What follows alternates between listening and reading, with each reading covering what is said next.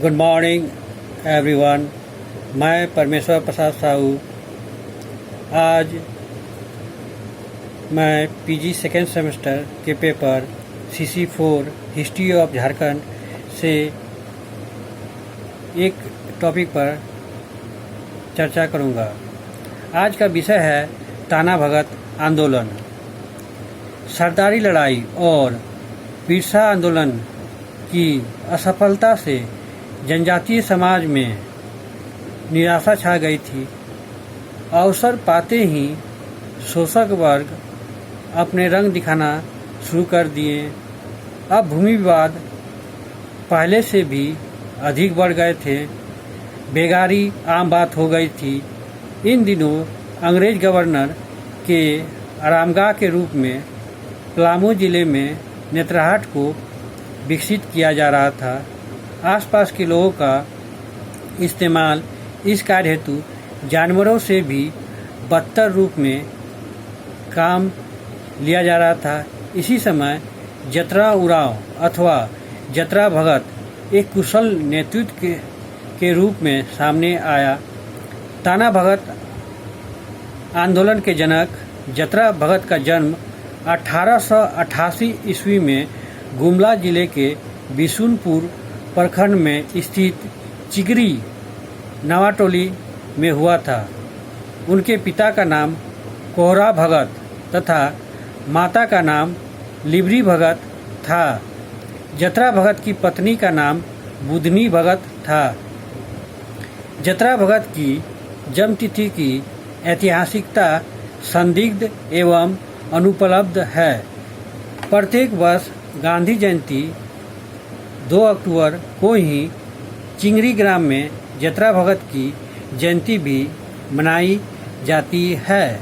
ऐसी मान्यता है कि गुरुग्राम हेसराग के तुरिया भगत से उन्हें तंत्र मंत्र विद्या सीखने के क्रम में 1914 ईस्वी में आत्मबोध हुआ। ब्रिटिश सरकार के अत्याचार, बेगारी, अंधविश्वास आदि से पीड़ित आदिवासी समुदाय को राह दिखाने का संकल्प लेकर जतरा उरांव अब जतरा भगत बन गया। इस तरह ताना भगत आंदोलन का प्रारंभ अप्रैल 1914 ईस्वी में हुआ। ताना भगतों का विश्वास था कि धर्मेश मतलब होता है ईश्वर, बराबर देखता है कि लोग उसकी आज्ञा का पालन कर रहे हैं अथवा नहीं। जतरा भगत ने जब इस आंदोलन का श्री गणेश किया तब वह ओझा का प्रशिक्षण ले रहा था। ऐसा माना जाता है कि एक दिन प्रशिक्षण से लौटते समय उन्हें उरांवों के ईश्वर धर्मेश ने उन्हें दर्शन दिया और कहा कि वह ओझागिरी त्याग दे, वह मांस मदिरा छोड़ दे, वह भूत प्रेत तथा बलि प्रथा में विश्वास करना छोड़ दे। जतरा भगत ने क्रांतिकारी घोषणा की कि ईश्वर ने उसे जनजातियों का नेतृत्व सौंपा है। ताना भगत आंदोलन के साथ एक अन्य व्यक्ति हनुमान उरांव का भी नाम जुड़ा हुआ है। इनका जन्मस्थली भी जतरा भगत का गांव ही है। यह बहुत संभव है कि दोनों व्यक्ति एक ही हो और जतरा भगत का उपनाम हनुमान हो गया हो। एक समकालीन महिला देवमनिया भी इस आंदोलन से जुड़ी थी। उसने जतरा भगत की काफ़ी सहायता की। धीरे धीरे जतरा भगत आंदोलन जमींदार, मिशनरी तथा अंततः ब्रिटिश विरोधी बन गया। मांडर में शिबू भगत ने आंदोलन का प्रचार प्रसार किया। इनके संबंध में एक परंपरागत कथा यह है कि अपनी मौत के कुछ दिनों बाद वह जीवित हो उठा। उसने दामोदर नदी के तट पर काले बकरी को बलि देकर अपने अनुयायियों में उसका मांस वितरित कर दिया। मांस खाने वाले भगत जुलाहा भगत कहलाए और ये मांडर क्षेत्र में पाए जाते हैं, लेकिन जैन लोगों ने शिबू भगत का अनुसरण नहीं किया और वे अरवा भगत कहलाए क्योंकि वे अरवा चावल ही खाते हैं। इसी प्रकार घाघरा में बलराम भगत ने इस आंदोलन का नेतृत्व संभाला। उसने गोपूजन पर बल दिया। उसके अनुयायियों ने खेती करना छोड़ पशुपालक बन गए।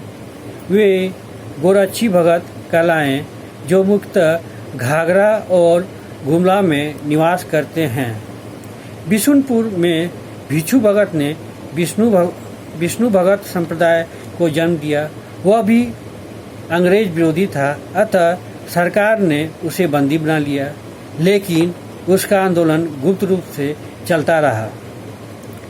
जतरा भगत द्वारा शुरू किया गया आंदोलन संपूर्ण उरांव क्षेत्रों में फैल चुका था। लोगों ने जमींदारों और जीकों के यहाँ नौकरी छोड़ दी।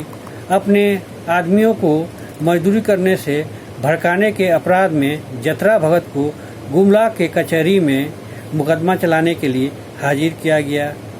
1916 ईस्वी में जतरा भगत को 1 वर्ष की सजा हुई, लेकिन उसे बाद में छोड़ दिया गया और सरकार ने यह शर्त रखा कि वह अपने सिद्धांतों का प्रचार नहीं करेगा।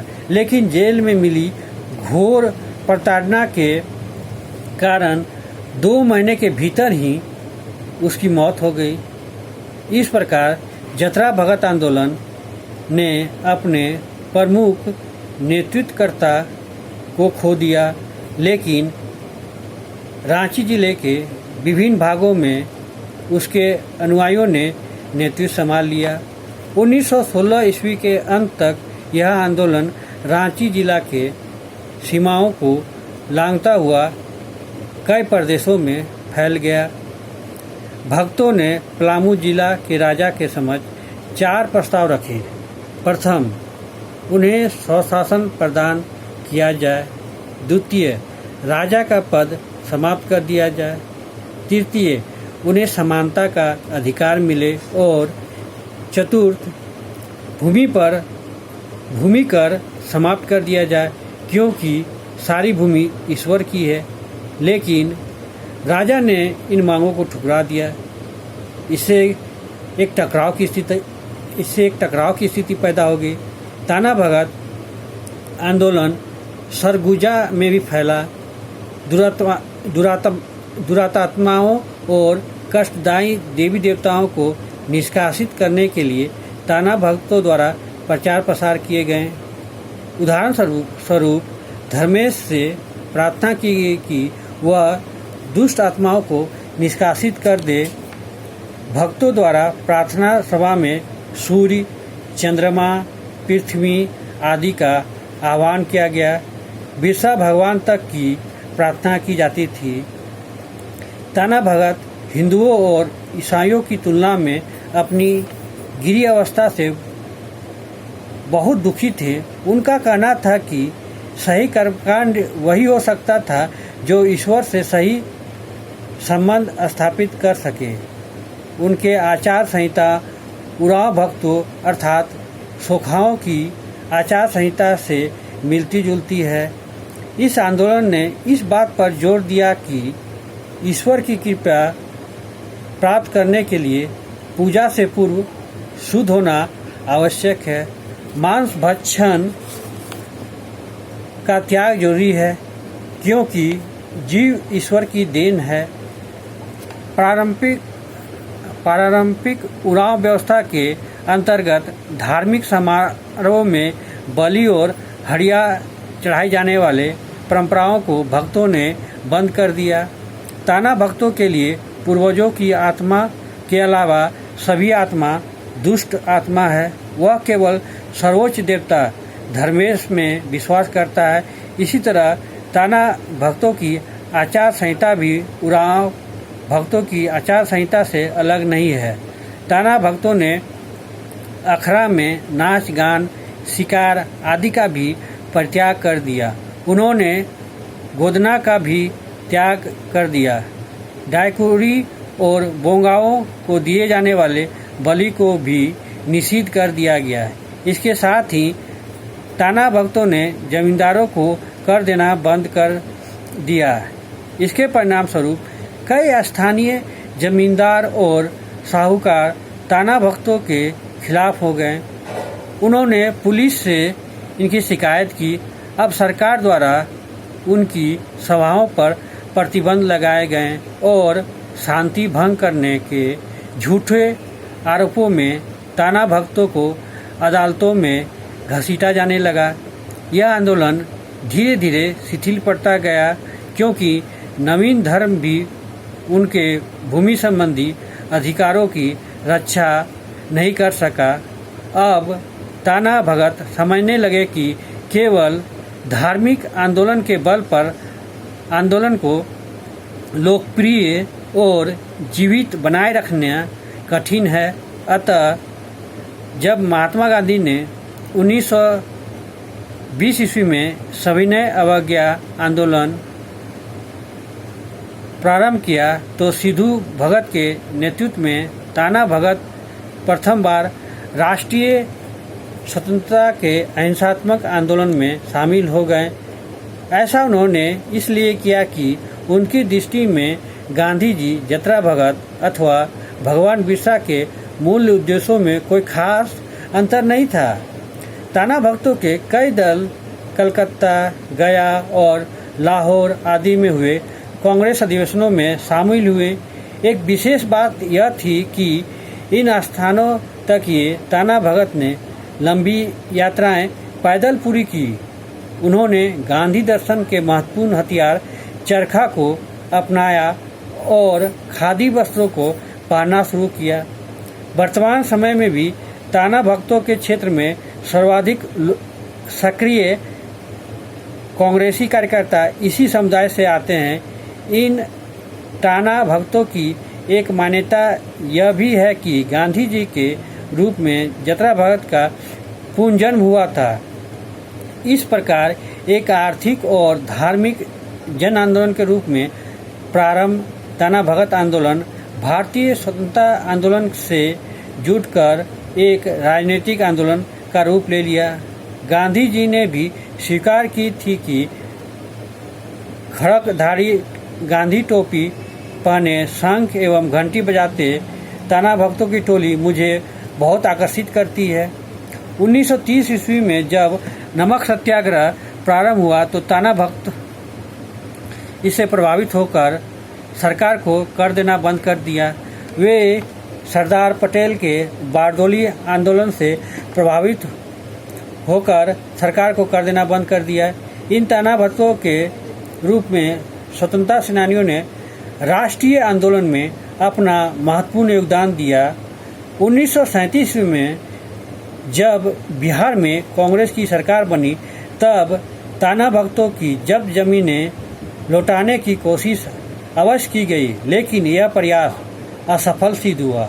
कालांतर में उनके जब्त भूमि को स्वतंत्रता पश्चात वापस दिलाने के लिए एक अधिनियम पारित किया गया। वर्तमान समय में भी इन ताना भक्तों की आर्थिक स्थिति बदतर बनी हुई है। यद्यपि वे अभी भी गांधीवादी दर्शन को अपने दिलों में संजोए हुए हैं। ताना भगत आंदोलन में केवल उरांव ही नहीं बल्कि मुंडा और खड़िया जैसे जनजातियों भी शामिल हुई थी, लेकिन उनमें उरांव की संख्या सर्वाधिक थी। आज का टॉपिक यहीं पे समाप्त होता है। अगर आप लोग को इस टॉपिक से कोई भी अगर प्रश्न हो तो आप कमेंट बॉक्स में जाकर सवाल पूछ सकते हैं। Thank you.